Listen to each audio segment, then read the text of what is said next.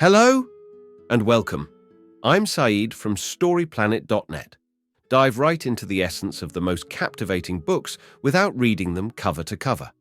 Whether you're on the go, at the gym, or just relaxing at home, we offer you a unique and enriching listening experience. Today, we are exploring the book, Thinking in Bets, a creation by Annie Duke. No decision, no matter how well thought out, can guarantee a successful outcome.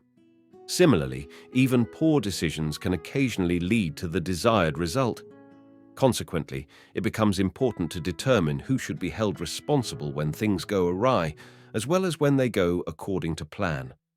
Annie Duke, a renowned poker champion, author and business consultant, explores these questions in her book Thinking in Bets, Making Smarter Decisions When You Don't Have All the Facts, 2018. Duke highlights how our fixation on end results can lead to irrational thinking and the mistaken belief that luck is equivalent to skill. Before we delve into these revelations, it's interesting to note that Annie Duke, a renowned writer, coach, and speaker, had a successful career as one of the world's top poker players for more than 20 years. In 2004, she triumphed over 234 opponents to win a coveted World Series of Poker WSOP gold bracelet. She continued her winning streak in 2010 by winning both the WSOP Tournament of Champions and the NBC National Heads Up Poker Championship. Duke's expertise in the field of poker is backed by her academic credentials, as she holds a master's degree in cognitive psychology from the University of Pennsylvania, where she also pursued her doctoral studies before launching her poker career. Currently, Duke works as a consultant, speaker, and author, sharing her valuable insights. Her autobiography, Annie Duke, How I Raised, Folded, Bluffed, Flirted, Cursed, and won millions at the World Series of Poker, was published in 2005. With 7 key ideas to unveil, brace yourself for a deep dive into this captivating book. On StoryPlanet.net. To start, this text is suggesting that the reader can benefit from learning how to work with their neurological wiring. When making decisions, we rely on probabilities and luck, similar to a game of poker. Our decisions are influenced by our neurological wiring. Hard luck stories are unproductive, and car accidents are often attributed to someone else. Time travel can help improve decision-making. Key idea number 1. The human mind often mixes up decisions with their results, making it difficult to recognize mistakes clearly. The Super Bowl ended in controversy when the Seahawks made a decision that resulted in them losing the game. The coach's decision was criticized, but in reality, it was a reasonable call that didn't work out. This highlights the danger of judging decisions based solely on their outcomes. Similar to poker, life is uncertain, and decisions are not always right or wrong. Instead of thinking in terms of absolutes, we should embrace uncertainty and consider probabilities. This allows for a more realistic and useful approach to decision-making. Key idea number 2. To find truth, we must overcome our natural inclination to blindly believe everything we hear. The text discusses the importance of having good quality beliefs and the tendency to rely on lazy thinking. It highlights the natural human inclination to believe things without questioning them and the difficulty of changing beliefs once they are formed. The text suggests that a helpful approach to counteract these tendencies is to adopt a mindset of wanna bet and treat beliefs as if they are being wagered on. This mindset encourages individuals to seek out evidence and be more objectively accurate in their thinking. Key idea number 3, learning from outcomes can be valuable, but it's challenging to determine which ones hold important lessons. The best way to learn is by reviewing our mistakes and analyzing the decisions that led to certain outcomes. We should pay attention to outcomes that were primarily influenced by our decisions and learn from them. Understanding the balance of skill, luck, and unknown information is challenging, and we are prone to self-serving bias, taking credit for good outcomes and blaming bad outcomes on external factors. Looking at other people's outcomes may help circumvent this bias, but we tend to attribute their successes to luck and failures to bad decisions.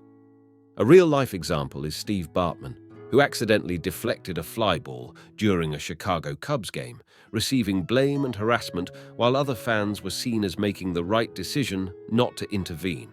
Key idea number 4. To become more objective about outcomes, a change in habits is necessary. Phil Ivey is a successful poker player known for his good habits.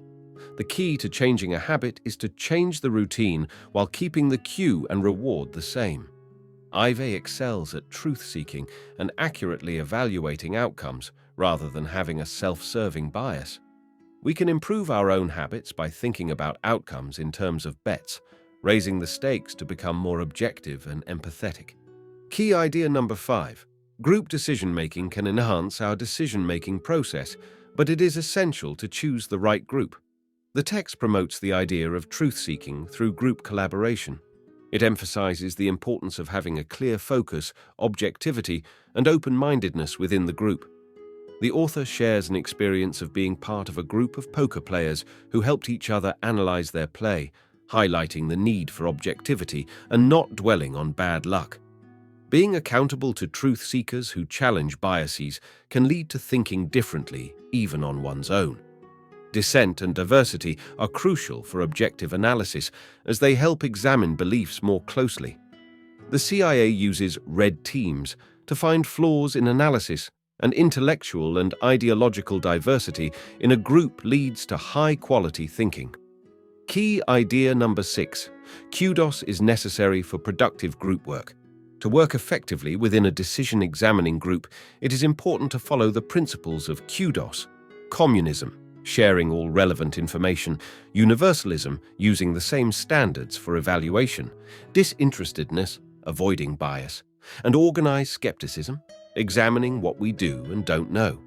These principles help improve analysis and decision-making. Key idea number 7. To improve decision-making, it is necessary to dedicate time to envision the future. Comedian Jerry Seinfeld describes himself as a night guy who stays up late. Temporal discounting is making decisions that prioritize immediate desires over future consequences.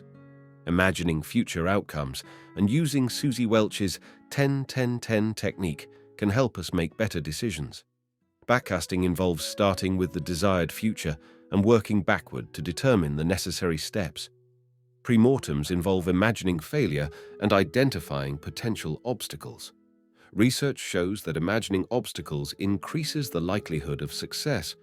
We should embrace uncertainty and plan accordingly. In conclusion, the key message is that thinking in bets can help us evaluate the certainty of our beliefs and stay open to changing our minds. When making decisions, it's important to accept uncertainty and make the best bet possible. The actionable advice is to use mental contrasting to make positive changes by visualizing the obstacles that may hinder our goals. Suggested further reading is The Behavior Gap by Carl Richards, which provides guidelines for making smart financial decisions. In conclusion, the key message is that thinking in bets can help us evaluate the certainty of our beliefs and make better decisions. We should let go of the notion of right and wrong when making decisions and embrace uncertainty. Additionally, the technique of mental contrasting, visualizing obstacles, can help us make positive changes. Thank you for listening to this summary.